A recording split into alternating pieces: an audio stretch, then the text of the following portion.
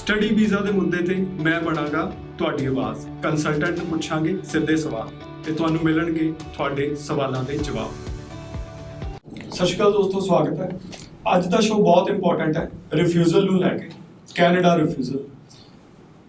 Refusal ਨੂੰ ਲੈ ਕੇ ਇੱਕ ਬਹੁਤ ਵੱਡਾ ਪਸ਼ੂ-ਪੇਸ਼ ਵੀ ਹੈ, ਕਿਉਂਕਿ ਕੈਨੇਡਾ ਬਹੁਤ ਸਾਰੇ ਸਟੂਡੈਂਟਸ ਨੂੰ ਕਹਿੰਦਾ ਹੈ ਕਿ ਤੁਹਾਨੂੰ ਰਿਫਿਊਜ਼ ਕੀਤਾ ਗਿਆ ਕਿਉਂਕਿ ਤੁਸੀਂ ਸਟੱਡੀ ਤੋਂ ਬਾਅਦ ਕੈਨੇਡਾ ਛੱਡ ਕੇ ਵਾਪਸ ਨਹੀਂ ਜਾਣਾ। ਪਰ ਅਸੀਂ ਸਾਰੇ ਜਾਣਦੇ ਹਾਂ ਕਿ ਕੈਨੇਡਾ ਕਹਿੰਦਾ ਹੈ ਕਿ ਉਹਨੂੰ ਹਰ ਸਾਲ ਲੱਖਾਂ ਦੀ ਤਾਦਾਦ ਦੇ ਵਿੱਚ ਸਟੂਡੈਂਟ ਚਾਹੀਦੇ ਆ ਜਿਹੜੇ ਕੈਨੇਡਾ ਜਾ ਕੇ ਵਸਣ। ਸੋ ਦੋਨੋਂ ਚੀਜ਼ਾਂ ਬਹੁਤ ਕੰਟਰਾਡਿਕਟਰੀ ਲੱਗਦੀਆਂ ਜਦੋਂ ਕੈਨੇਡਾ ਖੁਦ ਨਵੀਂ ਆਬਾਦੀ ਵਸਾਉਣਾ ਚਾਹੁੰਦਾ ਹੈ ਤੇ ਸਟੂਡੈਂਟਸ ਨੂੰ ਕਿਉਂ ਕਹਿੰਦਾ ਹੈ ਕਿ ਤੁਸੀਂ ਮੁੜ ਕੇ ਨਹੀਂ ਜਾਣਾ।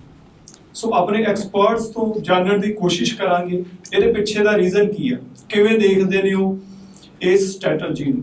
ਸਾਡੇ ਨਾਲ ਗੱਲਬਾਤ ਕਰਨ ਲਈ ਮੌਜੂਦ ਨੇ ਬ੍ਰੌਡਵੇ ਇਮੀਗ੍ਰੇਸ਼ਨ ਦੇ ਮੈਨੇਜਿੰਗ ਡਾਇਰੈਕਟਰ ਅਮਰਜੀਤ ਸਿੰਘ ਕੰਵਰ ਸਾਹਿਬ। ਸਵਾਗਤ। ਥੈਂਕ ਯੂ ਦੀਪਕ ਜੀ। ਪ੍ਰੋਗਰਾਮ ਦੇਖ ਰਹੇ ਸਾਰੇ ਦੋਸਤਾਂ ਨੂੰ ਸਤਿ ਸ਼੍ਰੀ ਅਕਾਲ।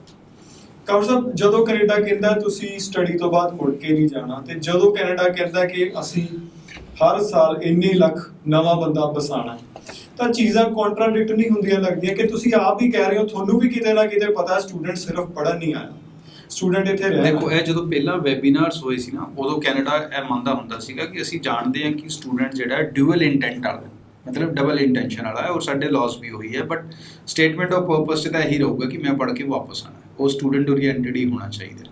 ਹੁਣ ਕੈਨੇਡਾ ਨੂੰ ਇਮੀਗ੍ਰੈਂਟ ਚਾਹੀਦੇ ਹੋ ਇੱਕ ਅਲੱਗ ਚੀਜ਼ ਹੈ, ਕਿਉਂਕਿ ਇਮੀਗ੍ਰੈਂਟ ਲੈਣ ਲਈ ਇਕੱਲਾ ਸਟੂਡੈਂਟ ਰਸਤਾ ਨਹੀਂਗਾ, ਹੋਰ ਵੀ ਕਈ ਰਸਤੇ ਨੇ ਉਹਨਾਂ ਕੋਲ। ਵਰਕ ਪਰਮਿਟ ਵੀ ਰਸਤਾ ਆ, ਫਿਰ ਜਿਹੜਾ PR ਡਾਇਰੈਕਟ ਦੇ ਰਹੇ ਨੇ ਅਲੱਗ-ਅਲੱਗ ਸਕੀਮਸ ਦੇ ਅੰਦਰ, ਉਹ ਵੀ ਇੱਕ ਰਸਤਾ ਆ। ਜਿਹੜੀ ਇਨਵੈਸਟਮੈਂਟ ਸਕੀਮਸ ਚੱਲ ਰਹੀਆਂ ਨੇ ਉਹਨਾਂ ਦੀਆਂ, ਉਹਦੇ ਵਿੱਚ ਵੀ ਰਸਤਾ ਆ। ਸੋ ਕਈ ਤਰੀਕੇ ਨਾਲ ਉਹ ਆਪਣੇ ਇਮੀਗ੍ਰੈਂਟਸ ਨੂੰ ਬੁਲਾ ਰਹੇ ਨੇ, ਔਰ ਪਲੱਸ ਉਹਨਾਂ ਦਾ ਇਮੀਗ੍ਰੇਸ਼ਨ ਨੂੰ ਬੁਲਾਉਣ ਦਾ ਟਾਰਗੇਟ ਮਿਕਸ ਵੀ ਹੈ, ਕਿਉਂਕਿ SDS ਪ੍ਰੋਗਰਾਮ ਜਦੋਂ ਉਹਨਾਂ ਨੇ ਸ਼ੁਰੂ ਕੀਤਾ ਤਾਂ ਉਹ ਪਹਿਲਾਂ ਜਿਹੜਾ ਪੁਰਾਣਾ ਸਿਸਟਮ ਹੁੰਦਾ ਸੀ SPP, ਉਹ ਇਕੱਲਾ ਇੰਡੀਆ 'ਚ ਜਾਂ ਇੱਕ ਦੋ ਕੰਟਰੀਆਂ 'ਚ ਹੋਰ ਚੱਲਦਾ ਹੁੰਦਾ ਸੀ।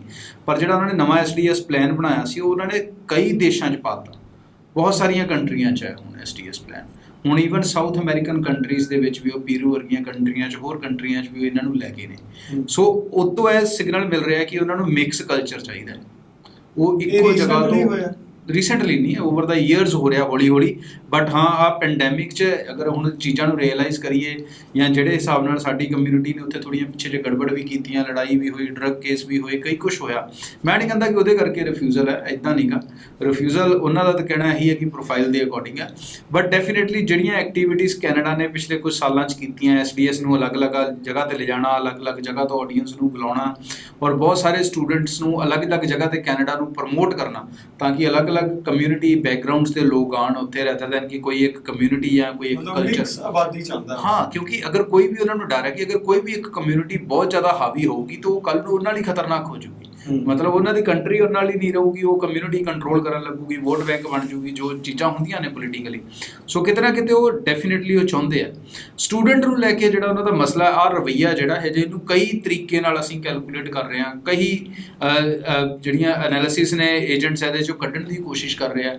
ਬਟ ਇਹ ਜੇ ਕਈ ਚੀਜ਼ਾਂ ਸਰਪ੍ਰਾਈਜ਼ਿੰਗ ਨੇ ਇਹਦੇ 'ਚ। ਕਈ ਪ੍ਰੋਫਾਈਲਸ ਇੱਦਾਂ ਦੇ ਦੇਖਣ ਨੂੰ ਮਿਲੇ ਨੇ ਜਿਨ੍ਹਾਂ ਦੇ ਵਿੱਚ ਰਿਫਿਊਜ਼ਲ ਨਹੀਂ ਹੋਣਾ ਚਾਹੀਦਾ, ਬਟ ਰਿਫਿਊਜ਼ਲ ਹੈ। ਉਹਨਾਂ ਦੇ ਕੋਰਸ ਮੈਚਿੰਗ ਨੇ, ਉਹਨਾਂ ਦੀ ਐਜੂਕੇਸ਼ਨ ਰੈਗੂਲਰ ਹੈ, ਉਹਨਾਂ ਦੀ ਪਰਸੈਂਟੇਜ ਅੱਛੀ ਹੈ, ਉਹਨਾਂ ਦੇ ਆਈਲੈਟ ਸਕੋਰ ਅੱਛੇ ਨੇ, ਬਟ ਫਿਰ ਵੀ ਐਪਲੀਕੇਸ਼ਨਸ ਡਿਕਲਾਈਨਡ ਨੇ। ਸੋ ਇਹ ਸ਼ੌਕਿੰਗ ਜਿਹਾ ਸਿਨਾਰੀਓ ਹੈ, ਜਿਹਨੂੰ ਹਜੇ ਮੈਨੂੰ ਨਹੀਂ ਲੱਗਦਾ ਕਿ ਕੋਈ ਵੀ ਕੰਸਲਟੈਂਟ 100% ਇਨਕਲੂਡ ਕਰ ਪਾਇਆ। ਮਤਲਬ ਹਜੇ ਜਿਹੜਾ ਤੈਅ ਫਾਰਮੂਲਾ ਹੈ ਰਿਫਿਊਜ਼ਲ, ਉਹਦੇ 'ਚ ਫਿੱਟ ਨਹੀਂ ਹੋ ਰਹੀ, ਉਹਦੇ 'ਚ 100% ਫਿੱਟ ਨਹੀਂ ਹੋ ਰਹੀ। ਜਿਹੜਾ ਅੱਜ ਤੱਕ ਦਾ ਫਾਰਮੂਲਾ ਸੀਗਾ, ਉਹਦੇ ਵਿੱਚ ਇੰਨੀ ਜ਼ਿਆਦਾ ਰਿਫਿਊਜ਼ਲ ਜਦੋਂ ਸ਼ੁਰੂ 'ਚ ਆਉਣੀ ਹੋਈ ਤਾਂ ਨਾਲ ਹੀ ਉਹਨਾਂ ਨੇ ਅਨਾਊਂਸਮੈਂਟ ਵੀ ਕੀਤਾ ਕਿ ਅਸੀਂ ਜਿਹੜੇ ਹਜੇ ਸਟੈਂਪਿੰਗ ਆ ਉਹ ਸਾਡੀ ਸਟ੍ਰੀਮਲਾਈਨ ਨਹੀਂ ਗੀ, ਇਸ ਕਰਕੇ ਅਸੀਂ ਰਿਫਿਊਜ਼ਲ ਰਿਜ਼ਲਟ ਦੇ ਰਹੇ ਹਾਂ। ਤਾਂ ਉਹ ਵੀ ਇੱਕ ਲੌਜਿਕ ਸਮਝ ਆਉਣ ਲੱਗਾ ਕਿ ਹਾਂ, ਮਾਈਟ ਵੀ ਯਾਰ ਉਹ ਸਟੈਂਪਿੰਗ ਦੇ ਬਹੁਤ ਜ਼ਿਆਦਾ ਰਸ਼ ਨਹੀਂ ਪਾਉਣਾ ਚਾਹੁੰਦੇ।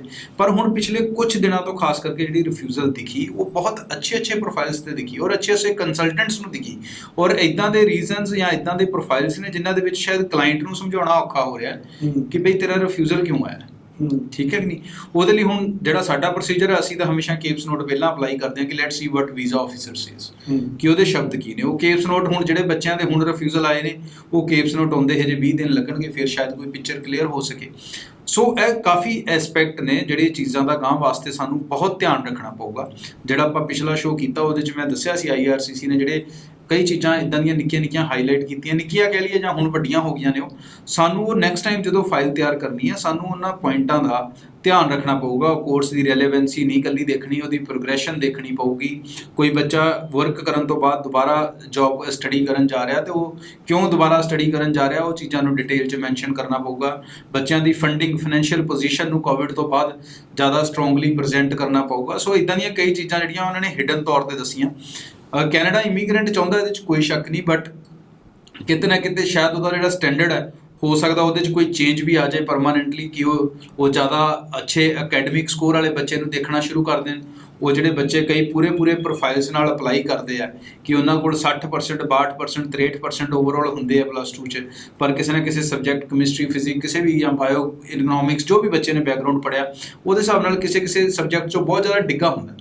ਸੋ ਉਹਦੇ ਜਿਹੜੇ ਨੈਗੇਟਿਵ ਇੰਪੈਕਟ ਨੇ, ਉਹ ਕਿਤੇ ਨਾ ਕਿਤੇ ਉਹਨਾਂ ਦੇ ਰਿਜ਼ਲਟਸ 'ਤੇ ਸ਼ਾਇਦ ਆਉਣ ਵਾਲੇ ਦਿਨਾਂ 'ਚ ਫਰਕ ਪਾਉਣ। ਸੋ ਹੁਣ ਜਿਹੜਾ ਕੇਸ ਪਾਉਣਾ ਹੋਊਗਾ, ਉਹਦੇ 'ਚ ਦੇਖਣਾ ਪਊਗਾ ਇਹ ਵੀ ਹੋ ਸਕਦਾ ਡਿਟੇਲ 'ਚ। ਕਿ ਹੋ ਸਕਦਾ ਲੌਂਗ ਟਰਮ ਕੋਈ ਪਾਲਿਸੀ ਨਾ ਬਦਲੀ ਹੋਵੇ, ਕਿਉਂਕਿ ਫਾਈਲਾਂ ਬਹੁਤ ਜ਼ਿਆਦਾ ਇਕੱਠੀਆਂ ਹੋ ਗਈਆਂ ਤੇ ਉਹਨਾਂ ਕੋਲ ਆਪਸ਼ਨ ਬਹੁਤ ਆ। ਕਹਿੰਦੇ ਕਰੀਮ ਇਹ ਵੀ ਮੈਂ ਜਿੱਦਾਂ ਤੁਹਾਨੂੰ ਕਿਹਾ ਕਿ ਕੰਸਲਟੈਂਟ ਹਜੇ ਕੈਲਕੂਲੇਟ ਪੂਰਾ ਨਹੀਂ ਕਰ ਸਕਿਆ। ਹਰ ਇੱਕ ਦਾ ਆਪਣਾ ਵਰਜ਼ਨ ਹੈ, ਬਟ ਇਹ ਅਲੱਗ-ਅਲੱਗ ਵੀ ਇੱਕ ਵਰਜ਼ਨ ਹੈ ਕਿ ਬਈ ਉਹਨਾਂ ਕੋਲ ਵਰਕਲੋਡ ਬਹੁਤ ਜ਼ਿਆਦਾ ਹੈ।